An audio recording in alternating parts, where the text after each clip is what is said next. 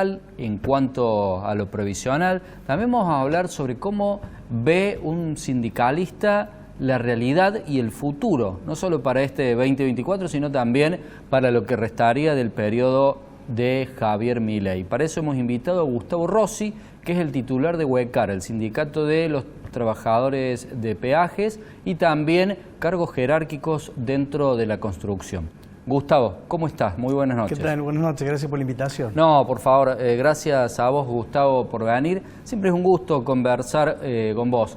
Contanos, Gustavo, ¿qué te parece que se podría aceptar de la propuesta del gobierno y qué te parece que habría que rechazar? Cosas que sean admisibles y cosas que sean inadmisibles. Sí, la verdad que lo inadmisible del gobierno es haber presentado un proyecto, un DNU, sin ni siquiera haber tratado de buscar un consenso con la sociedad. Creo que ahí ya comenzó mal.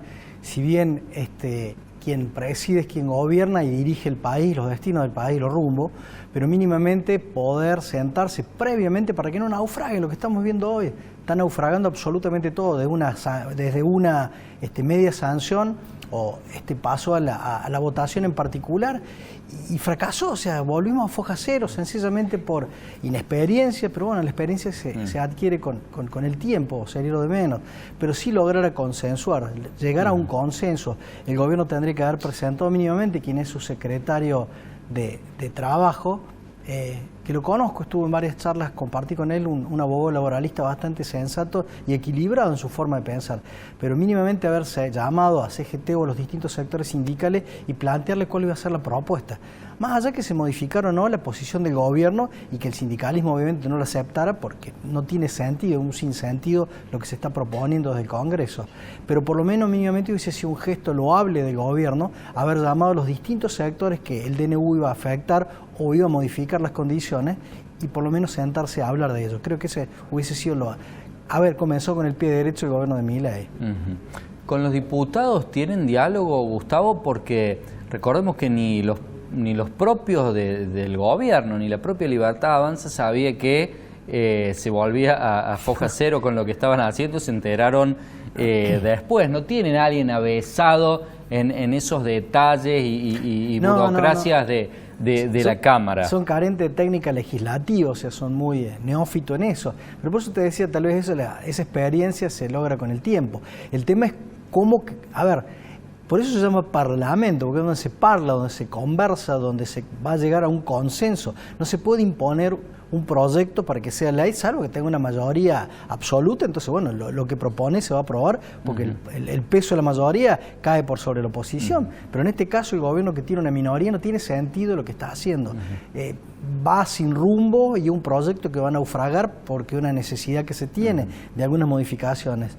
Y yéndolo estrictamente laboral, bueno, yo creo que ya la justicia lo dejó fuera, aceptó el recurso de amparo y dejó sin efecto, creo que en el capítulo 4 del DNU, entonces prácticamente eso no se trataba. Se podría haber empezado por una ley, no por un DNU. Yo creo que sí, y a su vez yo lo que siempre planteo y lo seguimos hablando a veces con el sector empresario y con otros sectores sindicales, compañeros. Toda transformación laboral viene desde los convenios colectivos de trabajo, desde la ley. Desde el Congreso no sale nada, va a salir teñido de política partidaria y no de pragmatismo laboral, que es lo que se necesita, los propios trabajadores y los propios sectores empresarios. No olvidemos el tema home office, quedó en la nada, sencillamente porque salió del Congreso, no se lo reglamentó porque no lo entendieron, porque era un posicionamiento político partidario y no de una praxis pura de lo que es el mundo del trabajo. Yo creo que la única transformación real, verdadera, atinada, es de abajo hacia arriba, desde los convenios colectivos de trabajo regionalizados, yo ni siquiera digo nacional. Creo que este gobierno, que se habla tanto de libertad, tendría que animarse a federalizar el país y dejarnos el sector gremial cordobés discutir de primera mano con el sector empresario cordobés, y así cada provincia o en cada región si la actividad es menor. Pero descentralizar y dejar que las reformas no sean reformas, sino sean transformaciones consensuadas desde el mundo del trabajo con el sector empresario. Te cito el ejemplo de la UTA, que acordaron en Buenos Aires 987.000 pesos de salario inicial, y el paro de Córdoba se daría porque no se ha logrado eso mismo con la patronal. ¿Vos pensás que, por ejemplo, UTA tendría que tener una negociación por el lado de la provincia de Buenos Aires, otra negociación totalmente en Córdoba y otra en Chaco, por ejemplo. La OIT, Gabriela, habla desde el año 2000, comenzó a hablar de que no pueden existir uniones, sino tienen que ser federación. Y una federación dentro del ámbito jurídico sindical es hablar de autonomía tanto política como sindical. Es decir que, a ver, vos tenés la voluntad de ser parte de un contexto nacional a través de una federación, pero vos como sindicato provincial tenés tu autonomía para discutir escalas salariales. Entonces no pueden atar la decisión de los trabajadores, los choferes de colectivo de mediana y larga distancia, que no, bueno, aquí en Córdoba están dentro de OITA, pero en las otras provincias, atarlo a la suerte de lo que deciden en Capital Federal. Ya está, ya pasó eso. O sea, es el único esquema retrógrado dentro de Argentina del sindicalismo. Centraliza absolutamente todo. Y no puede estar un señor de Buenos Aires dirigiendo los destinos de un jujeño, de un cordobés o de uno de Tierra del Fuego, de un trabajador, sencillamente porque no conocen la realidad. Y hoy por hoy, si queremos ayornar a la realidad los convenios colectivos de las escalas salariales, tiene que ser con los dirigentes del lugar. Hay un compromiso más directo. Tal vez el secretario general de UTA nunca fue Jujuy, sin embargo rige para los colectiveros de Jujuy el convenio colectivo y la escala salarial. Creo que la federalización y la descentralización del poder del sindicalismo es necesario para que el interior vuelva a dar respuesta a sus trabajadores y podamos hacer esto. Toda transformación que se dé dentro del marco de un convenio colectivo de trabajo provincial o regional, o si se quiere federal, pero el componente provincial no puede ser dejado de lado. Gustavo, quiero preguntarte por la parte de la construcción. ¿Cómo ha sufrido el sector, cómo ha experimentado este cambio en las reglas de juego, este porcentaje de la inflación que cerró con el 220 y pico % el año pasado y que fue muy superior al 20% durante el mes de enero? Sí, ha sido muy duro, sobre todo ha sido muy duro la posición que planteó el presidente Milei de decir que la obra pública va a ser cero y que tenemos que ir al modelo chileno, que es un modelo de autofinanciamiento del sector privado para las obras públicas y después el Estado Nacional concesiones, de ahí vendría el cobro para el sector privado. Uno analizando en el mundo se da únicamente entre un 15 y un 20% de la obra pública realizada a través de lo que serían los PPP que planteó el gobierno anterior, el gobierno anterior de Macri, no el de Fernández. Prácticamente es inviable. Es inviable porque no mueve, o sea, la construcción es la industria que mueve todas las industrias y mueve la economía, es lo que más rápido activa la economía de un país. Y si atamos a la obra pública a que salga del propio sector privado con la desconfianza que existe y la volatilidad de los mercados financieros en materia de crédito, ¿quién va a querer endeudarse en dólares en el exterior para venir a realizar una obra pública en Argentina, en cualquier provincia? Y después cómo genera esa sinergia de devolución y ganancia a su vez. Yo creo que es muy, muy difícil. Además, sin reglas de juego claras, ni siquiera en el corto plazo. Es que no hay reglas, ¿no? A ver, uno podría pensar en esto en países donde los precios y las reglas se mantienen a lo largo de las décadas, pero acá que cambia todo de una semana para la otra, ni siquiera te digo de un mes para el otro, digamos, tendría que tener un margen de ganancia muy importante para que alguien decida arriesgarse, ¿no? Algún de esos capitales golondrina que les llaman, ¿no? Algo. A mí me dejó muy preocupado también las declaraciones del presidente Wayne. Creo que Milei en un momento, no sé si ya había sido presidente electo o estaba por serlo, y dijo que él no se reunía con la Cámara Argentina de la Corrupción. Dicho muy fuerte por parte del presidente. Yo creo que las generalidades no tienen sentido, pero a su vez creo que la respuesta de la Cámara fue primero declarar esta emergencia y después hacer una declaración en todos los medios, que fue la semana pasada, de decir que más de 200.000 puestos de trabajo podrían perderse en Argentina. Bueno, la verdad que como sindicato tenemos que decir primero, como ellos justamente le están pidiendo al gobierno nacional, sentarse a hablar y ver cómo podemos corregir y equilibrar esto, como para no llevar al hecatombe a todo el sector de los trabajadores. Si bien la dinámica de trabajo de los obreros de la construcción a través de lo que es la ley 2250 es más dinámica en cuanto a despido y volver a trabajar, el sector de los mandos medios no lo es. y es el capital humano que tiene toda empresa, constructora, sobre todo el bagaje intelectual que tiene. Entonces ponernos en esta situación, la verdad que fue incómodo lo que el presidente le dijo a la Cámara Argentina de la Construcción, y es incómodo lo que dijo el presidente de la Cámara Argentina de la Construcción a los trabajadores. ¿Hubo pérdidas de puestos de trabajo, Gustavo? Sí, se están dando. Se están dando porque bueno, están terminando las obras y no hay presupuesto, no hay obra privada, entonces sí está yendo a una merma bastante grande.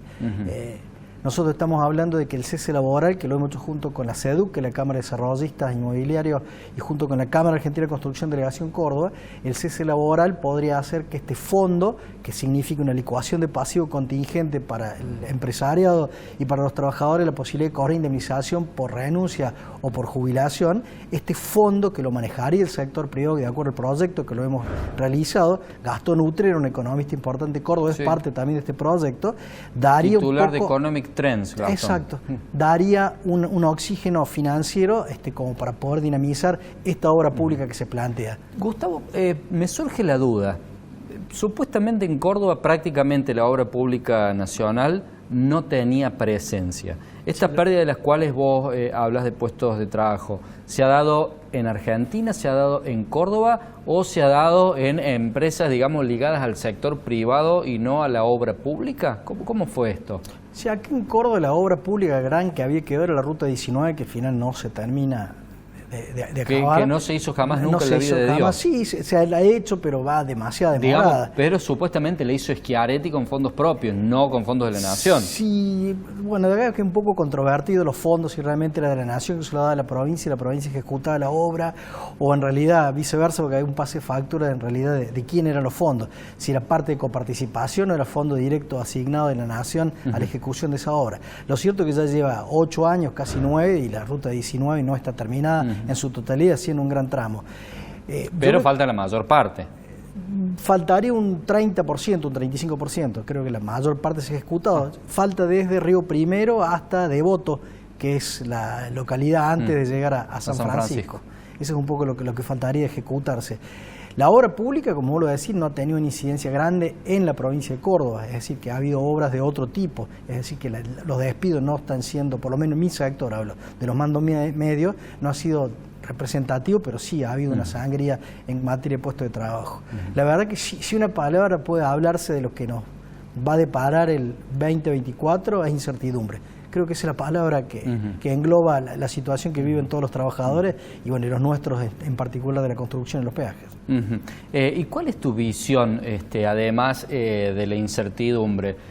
¿Pensás que pasado el mal trago de este año, en el 25, se puede arrancar con una mejoría o con estas reglas de juego que se plantean, la cosa va para mal? Yo creo que si no entiende que hay un consenso para llevar adelante un proyecto de país, sobre todo cuando tiene una minoría parlamentaria, no hay otro camino. Si la regla es la imposición, o sea, ir manejándonos con los decretos de necesidad de urgencia, creyendo que ninguno había fracasado y que todos habían sido aceptados. Creo que la historia argentina habla de que todos los DNU, los distintos presidentes fueron aceptados y que la Cámara no la denegó, pero no tenían semejante minoría. Creo que tiene que empezar este gobierno nacional a entender de que el diálogo es la única salida.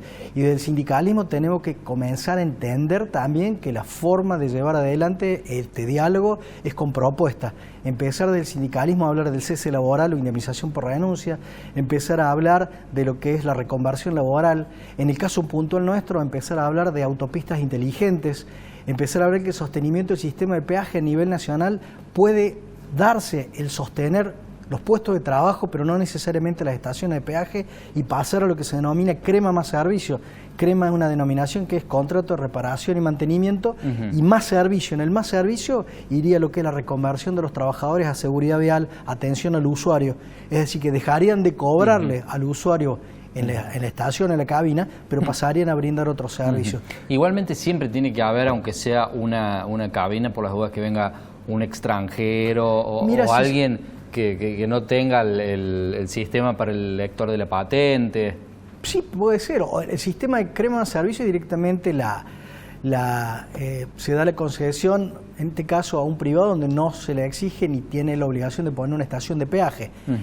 cuando pasa este CREMA, por eso se llama CREMA, contrato de reparación y mantenimiento únicamente, nosotros le estaríamos sumando el más servicio para que los trabajadores que antes existían en un sistema de peaje coexistan en un sistema donde no esté el peaje, pero sí hay una continuidad en materia de trabajo. ¿Y qué, es decir, que no haría falta... ¿Qué pasaría en hacer? Porque ya, digamos, hoy una ruta concesionada con un peaje, tiene gente que recoge la basura, porque si no sería un basural, tiene gente que corta el pasto, que cambia las lamparitas que se queman en los sectores donde hay alumbrado, repones las señales, supongo yo que pintan la ruta. Es que esa es la reconversión pasaría por un sostenimiento de la seguridad vial, que son las distintas camionetas que llegan cuando se produce algún accidente para balizarlo, para que tener a través de la capacitación una mayor intervención en accidentes que hoy no lo tienen, por ley no los dejan intervenir. El tema de caso puntual... ¿Por qué no los dejan intervenir? No porque la empresa tiene miedo de llegar a un juicio si producen algún siniestro, a lo mejor lo sacan el cinturón y lo sacan fuera del auto y le produce una lesión en la médula y eso le significaría un juicio a la empresa por la incapacidad de ese usuario que se accidentó. Pero yo creo que si se los capacita, que es lo que nosotros pretendemos a la seguridad vial, todo ese tipo de asistencia estaría contenida porque pasaría a ser un igual a un bombero o a un miembro de defensa civil. Hay mucho... La concepción del peaje o de una empresa que hace mantenimiento de ruta, para sacar la palabra peaje, es un servicio. Entonces el servicio es al usuario un servicio turístico, al usuario un servicio en el caso de emergencia, al usuario en materia de otro tipo de información, al usuario en materia de seguridad vial, mantenimiento de luminaria, que vos lo dijiste, es decir, que se puede diversificar en muchos nichos de la empresa, concebida la empresa de concesión de una ruta como una empresa de servicio para que los trabajadores se reconvirtieran y perdieran su puesto de trabajo. La última pregunta que te hago, Gustavo, ¿tenés conocimiento si se va a instalar algún nuevo peaje en la geografía de nuestra provincia? Se habla del Camino de la Sierra que estaría, pero no hay nada, o sea, son rumores, o sea, me tendría que agarrar de un rumor, entonces digo... Sí, obvio. Es podría, tomado tomado de los pasillos, que podría sí, cuando se finalice la autovía Altagracia, Villa General Belgrano, para esa zona. Villa Ciudad de América, es una localidad anterior al dique, que podría instalarse una estación de peaje y cuando esté terminado un tramo más de la autovía Punilla, también la instalación de una estación de peaje. Pero estamos hablando de hipótesis, nada seguro. ¿Se puede poner peaje en una ruta nacional? Porque la 38 o va a ser otra... No, ¿Se va a dejar paralela. La traza de la 38 antigua que pasa por toda la localidad. ¿Va a seguir siendo la 38? Sí, es paralela. Claro, y la nueva le pondrán otro nombre. Entonces, Autovía Punilla, creo que y sería provincial, que ahí sí podría tener... Eso va a ser la realidad. Gustavo, te agradecemos por haber formado parte de nuestro programa y por la claridad de los conceptos. Gracias, muy amable. Nosotros hacemos una breve pausa, ya volvemos.